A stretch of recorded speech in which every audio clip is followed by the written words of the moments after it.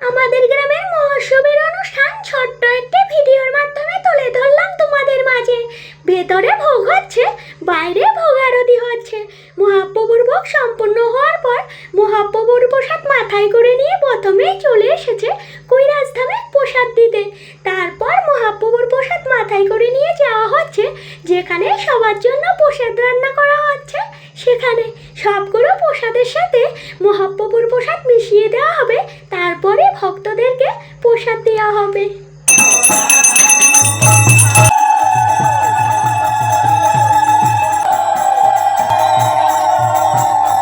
এখানে প্রসাদ রান্না করে রাখা হয়েছে। এপাশে অনেকগুলো উনুন জ্বালিয়ে সকাল থেকে প্রসাদ রান্না করা হচ্ছে। আবারও মন্দিরে এসে প্রসাদ দিয়ে চলে এলাম রাধা গোবিন্দ মন্দিরে প্রসাদ দিতে। তারপর প্রসাদ দেওয়া হলো কালী মায়ের মন্দিরে, তারপর দেওয়া হলো গ্রহরাজের মন্দিরে। এখানে গ্রামের ভাইয়েরা সকাল থেকে পাতা কাটছে ভক্তদের প্রসাদ দেওয়ার জন্য। সন্ধে হয়ে গেছে, বালতি ভর্তি করে প্রসাদ নিয়ে আমরা সবাই দাঁড়িয়ে পড়েছি ভক্তদেরকে প্রসাদ দেওয়ার জন্য।